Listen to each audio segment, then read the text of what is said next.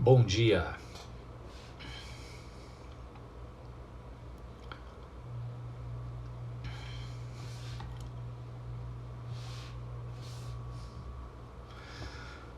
Bom dia para todos. Bom dia, Carol. Bom te ver por aqui, querida. Deus te abençoe.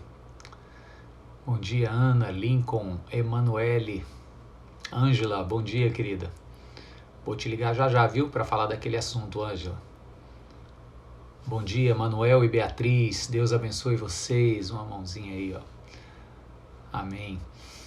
Silvério, bom dia. Não é Silvério, é Ni Silvério. Bom dia, Emanuele, acho que eu já falei. Fernanda. Aí tem uns que chegam aqui para mim com a mãozinha para eu acenar. Então vou acenando aí todo mundo. Joia. Muito bom estarmos juntos. Doutora Daniele, bom dia, querida. Uli, Laudeci, Si, meu amor, vou te dar uma mãozinha também, ó. Toma. Roberta, Deus te abençoe, gente. Deus abençoe vocês. Olha, meu Deus, tá tremendo tudo aqui. Pronto. E aí, tudo bem? Quem tiver motivos de oração, pode mandar ou pro meu WhatsApp ou no direct aqui do Instagram, que aí a gente ora no final dessas lives juntos, pelos nomes ou pelos propósitos que chegarem, ok? Vamos começar essa nossa dinâmica. Olha aí a minha fiel escudeira, Selma. Mãozinha para você aí, Selma. Muito bom, gente. A gente vai começar hoje, a gente vai começar e terminar a segunda e a terceira carta de João. Vixe, vamos ler tudo isso? Vamos, não dá nem 30 versículos. A gente vai ler tudo e aprender mais da palavra de Deus. Vamos orar pelo Serginho e pela Esther, casal queridíssimo nosso que está covidado. Vamos orar por plena recuperação. Vamos então começar com oração e depois a gente já vai seguir na leitura da segunda carta de João. Vamos orar juntos? Deus, nós colocamos nossos corações diante do Senhor agora. Te pedimos, Deus, a tua bênção. Oramos para que o Senhor fale conosco, ministre as nossas vidas, abra o nosso entendimento, meu Deus, os nossos ouvidos, para a gente entender aquilo que o Senhor quer nos falar, Pai. E que esse ensino de hoje nos seja transformador e desafiador. Em nome de Jesus, Deus. Amém e amém. Vamos lá. Conforme nós temos seguido aqui, para quem está entrando agora, para quem não conhece, a nossa proposta, nós estamos estudando as cartas pastorais. Começamos lá nas cartas de Pedro, primeira e segunda carta de Pedro, depois fizemos a primeira carta de João, terminamos segunda-feira, e hoje a gente conclui até a terceira carta de João. Então, vamos ler a segunda carta de João agora, e essa daqui é endereçada a uma senhora de uma igreja da Ásia Menor. Ele começa então dizendo assim: o presbítero, ele está se autodenominando. O presbítero é um título que confere maturidade, não tem a ver apenas com idade, tem a ver com experiência em Cristo, com sabedoria. Então, o presbítero, a senhora eleita. Então, é João como um presbítero de uma igreja, muito provavelmente da igreja cristã de Éfeso. Acredita-se que era de lá que João ou a comunidade joanina escrevia essas cartas para a igreja sofredora e perseguida do primeiro século, ok? E aqui ele se dirige especialmente a uma senhora que está em alguma dessas igrejas pela Ásia Menor, a área costeira de onde hoje é a Turquia, o lado ocidental da Turquia. Então, vamos lá, agora sem mais explicações, né? O presbítero para a senhora eleita e aos filhos, aos seus filhos, a quem amo na verdade. E não apenas eu os amo, mas também todos os que conhecem a verdade, por causa da verdade que permanece em nós e estará conosco para sempre. A graça, a misericórdia e a paz da parte de Deus Pai e de Jesus Cristo, seu Filho, estarão conosco em verdade e em amor. Isso aqui é a saudação da segunda carta de João, verso 4. Ao encontrar alguns dos seus filhos, muito me alegrei, pois eles estão andando na verdade, conforme o mandamento que recebemos do Pai. E agora eu lhe peço, Senhora, não como se estivesse escrevendo um mandamento novo, mas o que já tínhamos desde o princípio, que amemos uns aos outros. E este é o amor, 2 pontos. Olha, percebe agora como o João é específico aqui, ele diz, este é o amor, 2 pontos, que andemos em obediência aos seus mandamentos. Como vocês já têm ouvido desde o princípio, o mandamento é esse, que vocês andem em amor. De fato, verso 7, muitos enganadores têm saído pelo mundo, os quais não confessam que Jesus Cristo veio em corpo. Tal é o enganador e o anticristo. Tenham cuidado para que vocês não destruam o fruto do nosso trabalho. Antes sejam recompensados plenamente. O fruto do trabalho de João era essa obra evangelística de ter comunicado Jesus Cristo como Filho de Deus que veio em carne para salvar o mundo. Então ele faz essa advertência no verso 8. Verso 9. Todo aquele que não permanece no ensino de Cristo, mas vai além dele, não tem Deus. Quem permanece no ensino do Pai e também o Filho. Quem permanece no ensino tem o Pai e também o Filho. Se alguém chegar a vocês e não trouxer esse ensino, não o recebam em sua casa nem o saúdem, pois quem saúda torna-se participante de suas obras malignas. Tenho muito que lhes escrever, mas não é o meu propósito fazê-lo com papel e tinta. Em vez disso, espero visitá-los e falar com vocês face a face para que a nossa alegria seja completa. Os filhinhos de sua irmã eleita lhe enviam saudações. Então vou parar aqui agora. Nós estamos na segunda carta de João para a gente estudar um pouco alguns conteúdos importantes, alguns destaques dessa carta, e aí depois a gente vai ler a terceira carta toda e fazer a mesma coisa e aí concluir o nosso estudo das cartas pastorais. Então, primeiro aqui, eu queria te chamar a atenção como João, ele escreve uma carta e torna essa carta tão íntima e pessoal. Veja que ele se identifica dizendo o presbítero, escreve a senhora. Aqui não é mais um apóstolo escrevendo para igrejas. Aqui é um homem experiente na fé e no ensino escrevendo a uma senhora, a uma mulher. Provavelmente acredita-se que esta mulher era talvez a líder ou a dirigente de algum trabalho cristão lá pela região dela, lá pela Ásia Menor. Então ele diz, o presbítero para a senhora, a coisa está pessoalizada, né? E ele diz, e aos seus filhos, a quem amo na verdade. Então, sobre filhos, está aqui no verso de número 4. E esse é o primeiro ensino que eu quero trazer hoje para nós aqui. Olha que, imagine você aí que é pai ou que é mãe, tá? Ouvindo isso. Ele diz assim, ao encontrar alguns dos seus filhos, muito me alegrei, pois eles estão andando, na verdade, conforme o mandamento que recebemos do Pai. Então vai aqui uma palavra de explicação. Muito provavelmente, João não está falando aqui dos filhos da senhora que nasceram do ventre dessa senhora. Não são necessariamente os filhos naturais. Aqui provavelmente são filhos espirituais, supondo que esta mulher, que é a destinatária da carta, é a líder de uma igreja cristã do primeiro século na Ásia Menor, os filhos dessa mulher são os frutos do seu ministério. São aqueles que se converteram pelo empenho evangelístico, pelo trabalho missional dessa mulher, tá? Só que eu quero pegar essa verdade contextual e aplicá-la de maneira devocional ao coração dos pais e talvez até mais oportunamente ao coração das mães. Eu estou vendo aqui pela turma que vai entrando, que tem muita mãe aqui presente. Então, de maneira devocional, você, mamãe ou papai aí, receba essa palavra agora. Olha o que é que João diz que alegra o seu coração.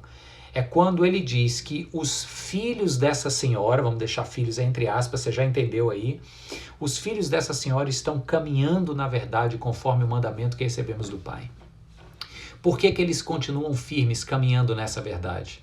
Porque essa mãe, essa senhora, é alguém que fala do amor de Cristo, não só de palavras, mas de vida.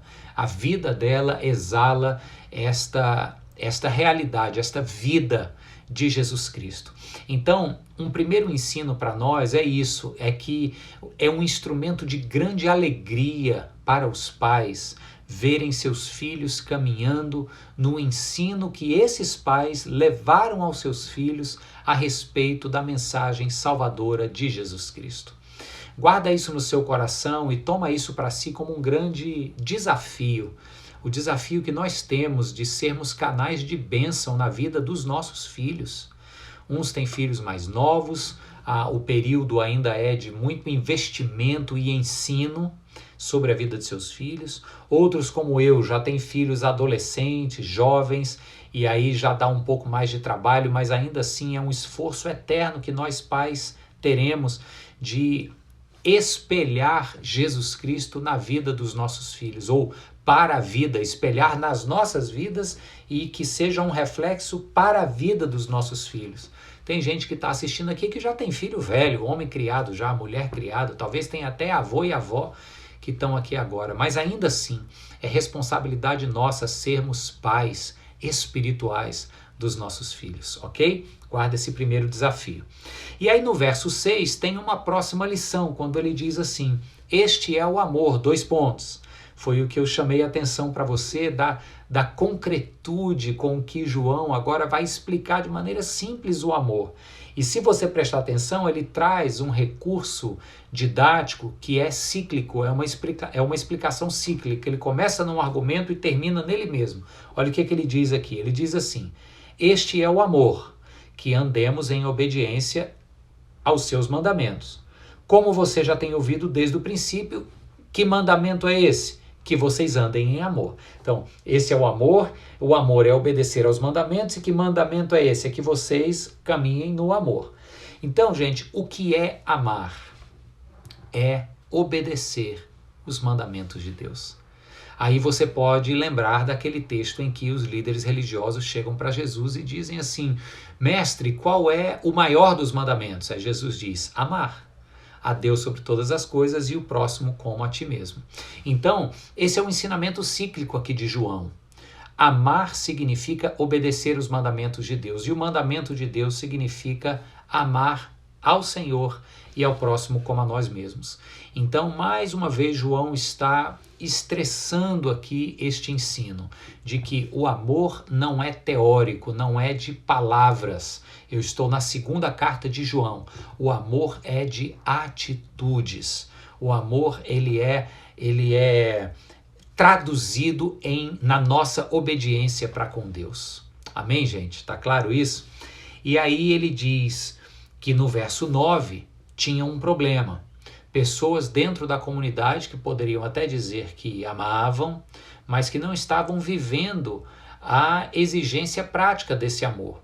E ao invés, ensinando uma coisa fora do verdadeiro cristianismo. Aqui, para quem está atento nos nossos estudos desde o início, o João está falando sobre o perigo do gnosticismo. Então eu vou reler para você o verso 9 para trazer um alerta muito importante para nós. O verso 9 da segunda carta de João diz assim, todo aquele que não permanece no ensino de Cristo, mas vai além dele, preste atenção nisso, não tem Deus. Quem permanece no ensino tem o Pai e tem também o Filho. O que João está falando aqui é assim, vai além dele. É aquele tipo de ensino que não se contenta com a simplicidade do Evangelho, mas quer agregar outras coisas. É o que ele está dizendo aqui. Vai além dele. Ele diz no verso 8 que esse tipo de postura vai colocar a perigo o seu trabalho, o trabalho de João, que foi ensinar a verdade do Evangelho. O que é que os gnósticos estavam falando? Que Jesus Cristo veio ao mundo para nos livrar do pecado, ok, mas eles estavam indo além, dizendo assim, não, Jesus Cristo não era homem de fato, Jesus Cristo era esse espírito iluminado. Tem a história do Aeon, do gnosticismo, não vou entrar nesse detalhe, mas é que só estaria salvo mesmo quem conseguisse transcender esse meio material aqui e chegar a uma verdade maior, além, que estava neste lugar de perfeição chamado Aeon, e que ali então você alcançaria a verdadeira salvação. O João está dizendo o seguinte: olha, cuidado com essa turma que pega o evangelho e fica querendo ensinar coisas além disso. O evangelho é essa simplicidade aí. Quer viver o evangelho? Ame. E quer amar? Obedeça os mandamentos. Tá? É isso, é só isso. E aí ele conclui esta primeira carta dizendo que os filhos de sua irmã eleita enviam saudações. Quem é essa irmã eleita? É a outra igreja, provavelmente a igreja de Éfeso, de onde João ou de onde a comunidade joanina escreve essa carta, tá bom? Ele começa pessoalizando, é o presbítero para a senhora, e termina pessoalizando. Os crentes daqui da minha igreja mandam saudações para os crentes da sua igreja. Aí começa agora a terceira e a última carta, também muito pessoalizada. Ele novamente se autodenomina o presbítero, e agora não é mais a uma senhora, mas é a um outro homem chamado Gaio, provavelmente líder de uma outra comunidade da Ásia Menor. Eu vou ler então agora a terceira carta de João, perdão, a terceira carta de João, a partir do verso 1. Terminei meu café aqui frio, mas vamos lá. O presbítero ao amado Gaio, a quem amo na verdade. Amado, oro para que você tenha boa saúde e tudo lhe corra bem, assim como vai bem a sua alma. Muito me alegrei ao receber a visita de alguns irmãos que falaram a respeito da sua fidelidade, de como você continua andando na verdade. Não tenho alegria maior do que ouvir que meus filhos estão andando na verdade. Amado, você é fiel no que está fazendo pelos irmãos, apesar destes irmãos lhes serem desconhecidos. Eles falaram à igreja a respeito deste teu amor. Você fará bem se os encaminhar em sua viagem de modo agradável a Deus, pois foi por causa deste nome que eles saíram sem receber ajuda alguma dos gentios.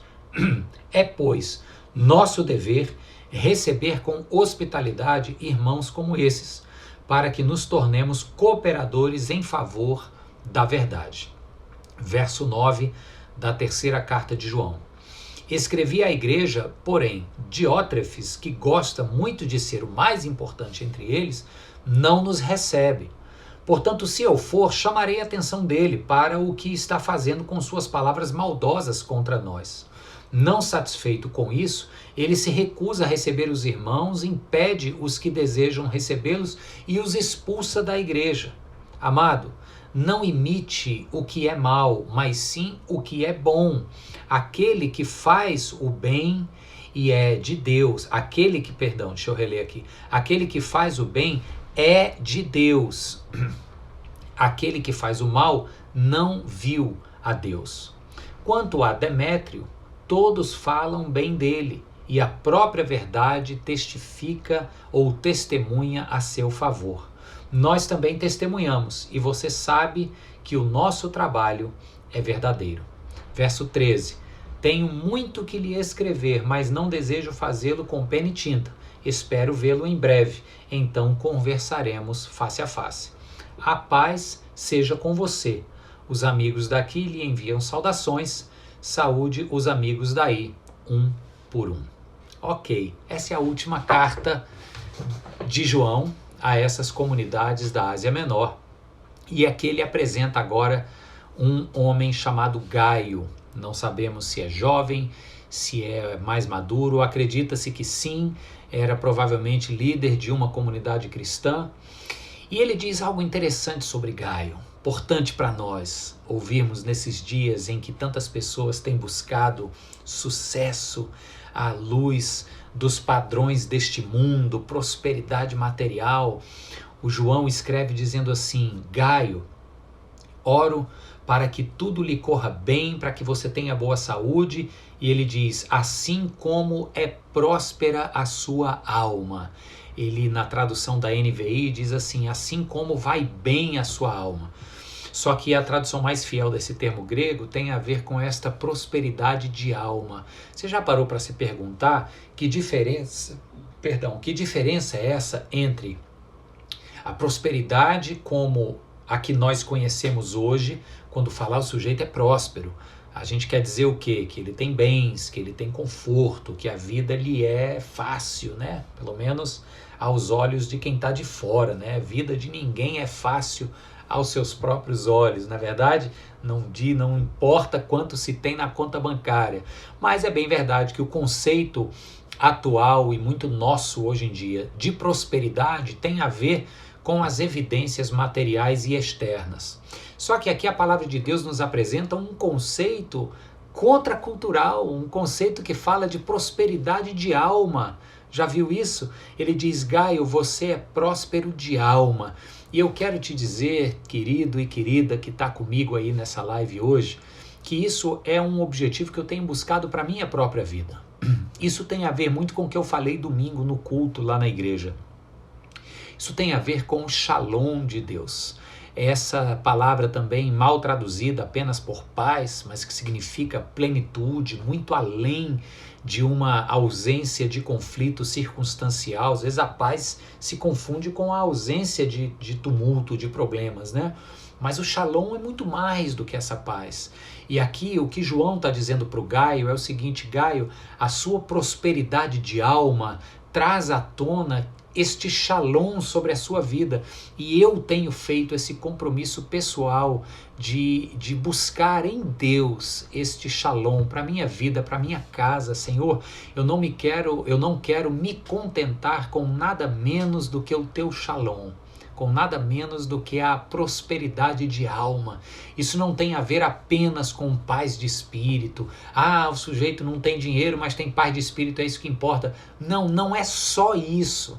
É tudo, gente. É poder olhar para a minha família, poder olhar para os meus bens, é poder olhar para a minha própria saúde, é poder olhar para o meu senso de propósito nesse mundo, é poder olhar para o meu ao redor e perceber que existe propósito, missão, é poder ver que vidas ao meu redor, não pelo fato de eu ser pastor, mas pelo fato de eu ser um filho amado de Deus que precisa transbordar deste amor sobre outros, perceber isso e ver esta corrente de bênção acontecendo, um Deus que me abençoa para que eu abençoe a outros. Isso é ser próspero de alma, isso é ser cheio do shalom de Deus.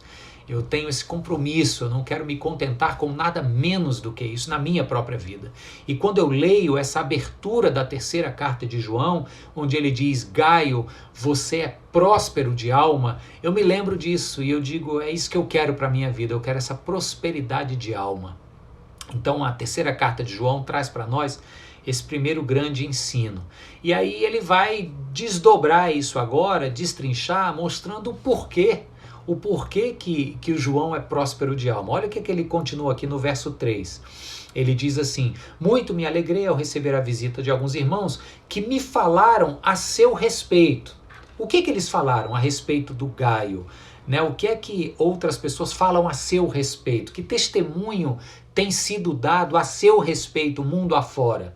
O João vai dizer aqui: Gaio, a seu respeito, as pessoas me falaram da sua fidelidade. Guarda aí, ó. Sua fidelidade.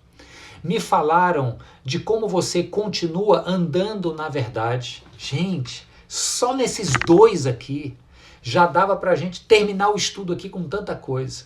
Primeiro, quando eu ouço a seu respeito, Gaio, eu escuto falar que você é fiel.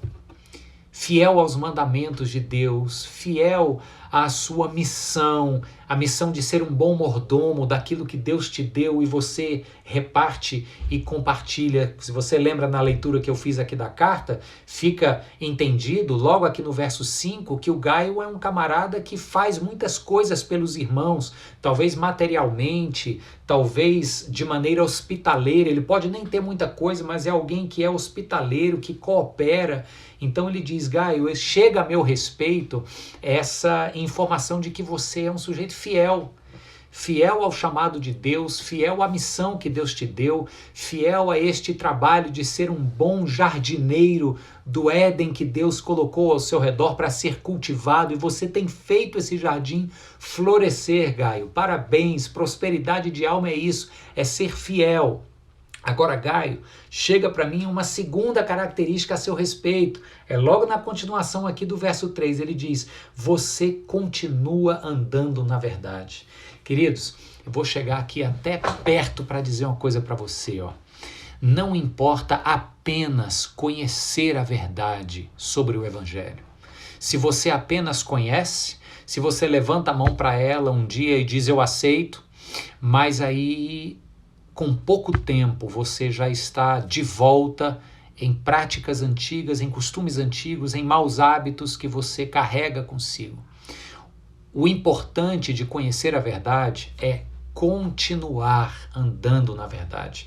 Então, quando o João fala isso aqui a respeito do Gaio, ele está dizendo o seguinte: Gaio, não apenas a tua doutrina está bacana, está correta, você está vivendo um evangelho puro no meio dessa algazarra do gnosticismo, mas você está se mantendo constante, Gaio.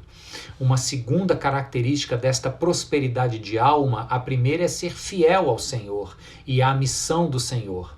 A segunda é ser constante, constante naquilo que você crê, constante nas suas convicções junto à palavra de Deus. Para que haja constância nas convicções, tem que haver constância no estudo e no aprofundamento da palavra, ok?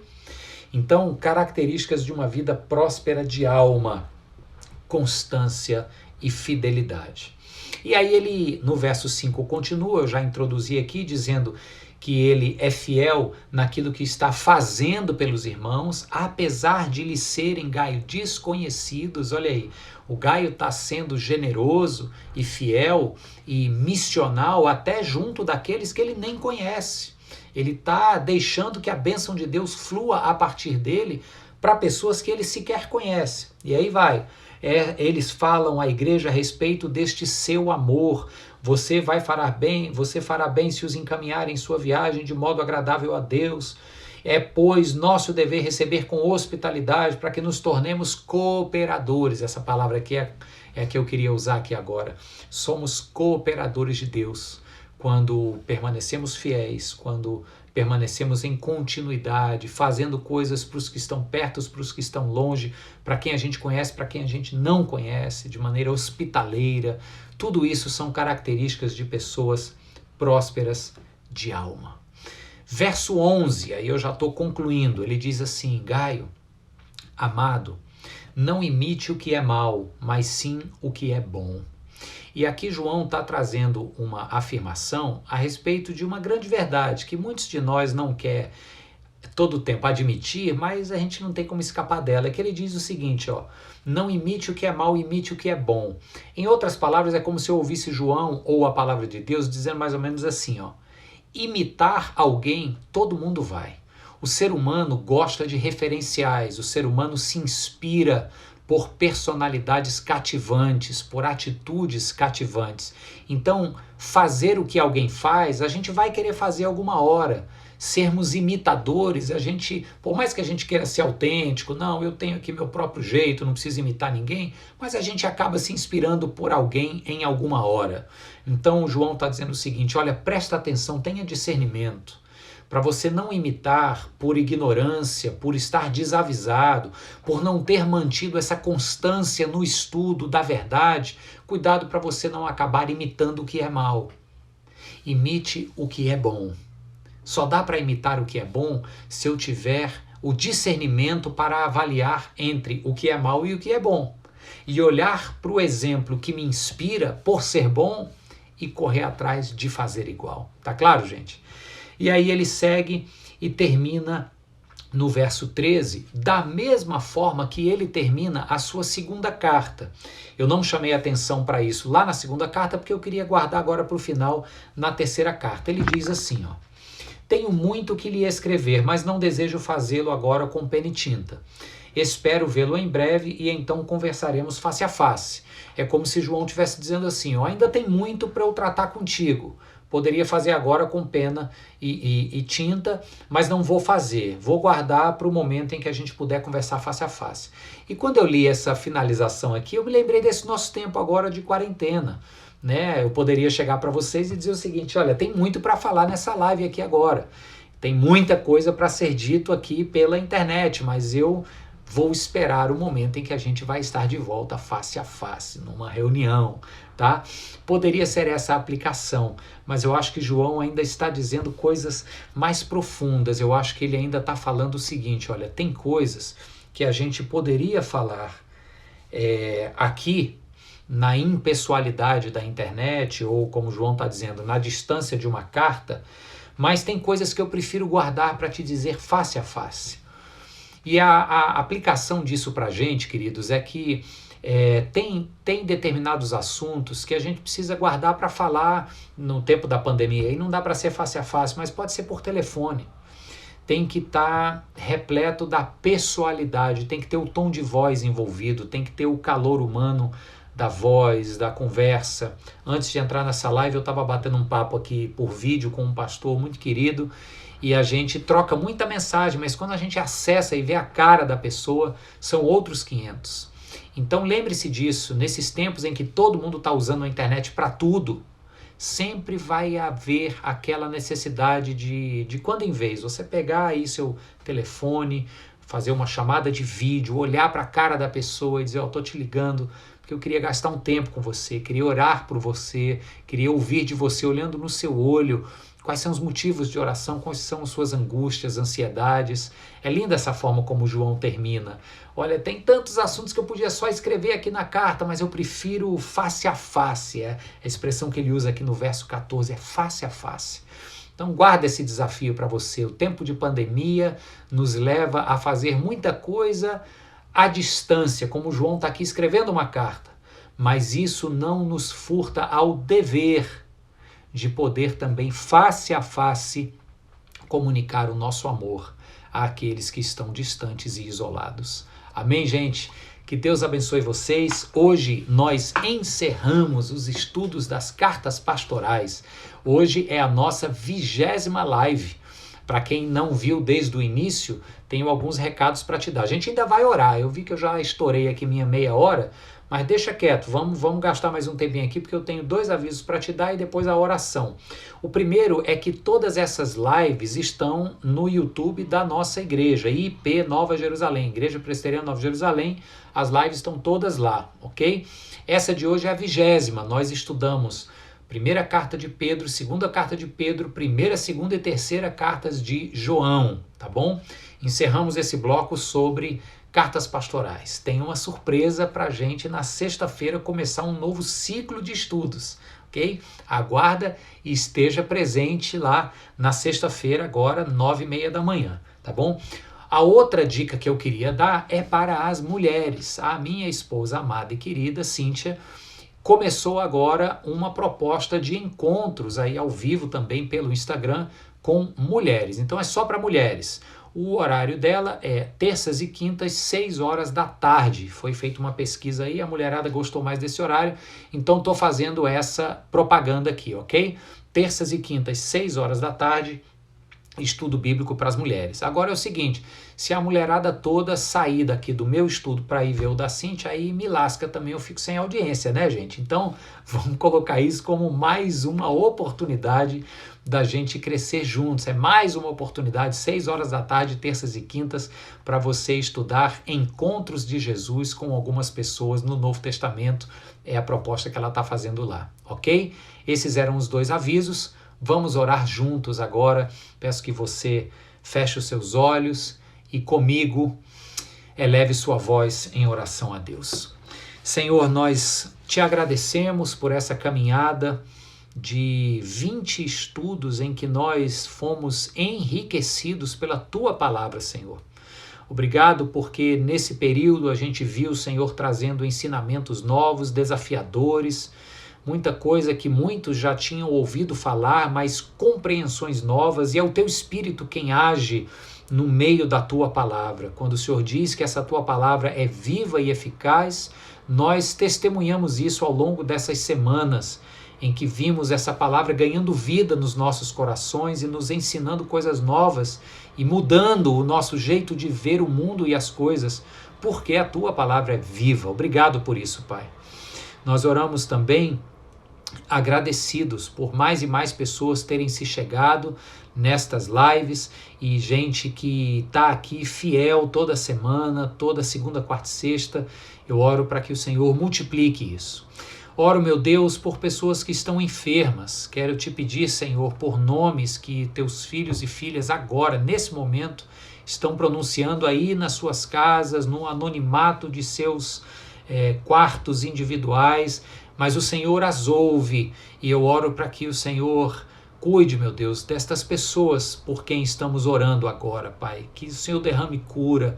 Em nome de Jesus, meu Deus, eu oro para que o Senhor derrame cura, vida nova, que o Senhor restaure conforto físico e que o Senhor faça delas e de nós também, Senhor, assim como Gaio, pessoas prósperas de alma.